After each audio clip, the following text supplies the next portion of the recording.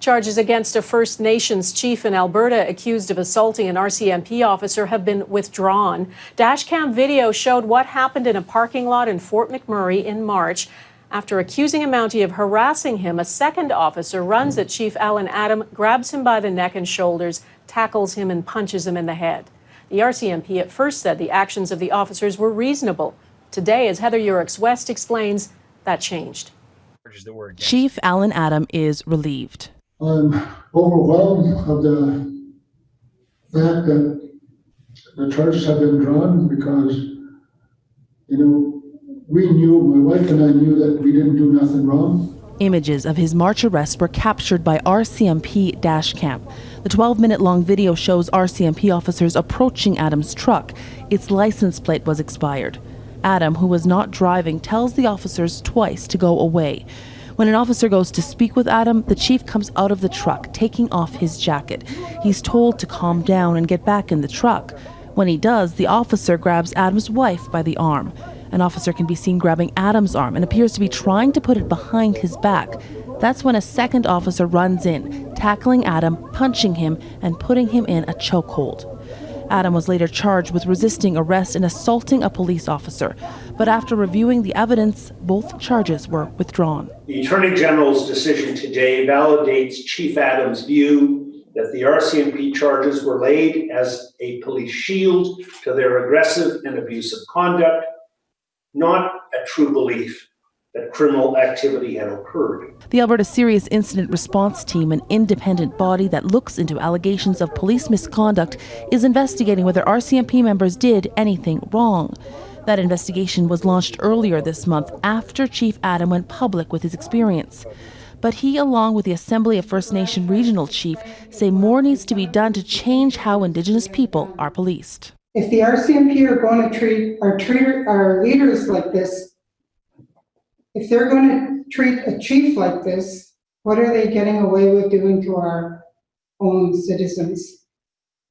Police need to be accountable to the people they serve.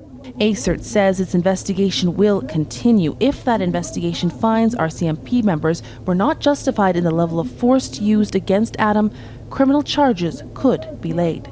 Heather Yourex-West, Global News, Calgary.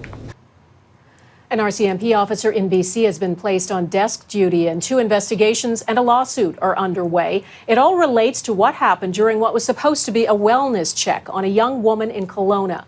Wellness checks and how they are handled are under scrutiny in this country. Abigail Bimman takes a look at what they are and whether who responds needs to change. And a warning, some of what you're about to see may be disturbing. Dragged down the hall in a sports bra, when Mona Wang lifts up her head, you see the RCMP officer drop down her foot, then later pulls her by the hair. I don't know why she kicked my head down in the first place. I think I was just asking her a question and I was on the floor already, so why does she feel the need to kick me when I'm already down? In court documents, the RCMP say the use of force was more than reasonable and necessary. Wang's boyfriend had called 911 saying she was in mental distress, and this is just the latest example of a call like that with a disturbing outcome. Ajaz Chowdhury was killed by police this past weekend. It was immoral and wrong. In New Brunswick, the deaths of Chantal Moore and Rodney Levi all tied to mental health concerns. The Centre for Addiction and Mental Health is now calling for mental health specialists to respond to mental health crises, not police officers. If you had chest pain at the end of today, God forbid, you'd want somebody with medical training to help you out, not a police officer. Criminologist Jennifer Lavoie is developing training for police around mental health, training she says is badly needed. A regular constable is going to have to know how to respond to a mental health call, because they will happen in ways that maybe are unexpected, like check well-being, a traffic stop, a domestic situation, a trespass call. Many police forces already work alongside mental health specialists in mobile crisis units. The head of the Canadian Police Association says there aren't enough of them. And the findings of all of those examinations are we need more capacity in the community to deal with mental health issues. So we support that.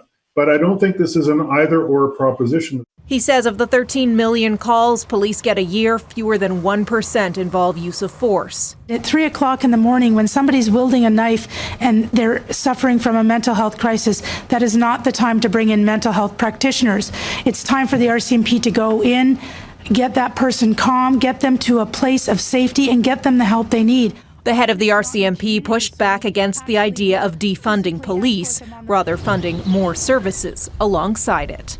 Abigail Bimman, Global News, Ottawa.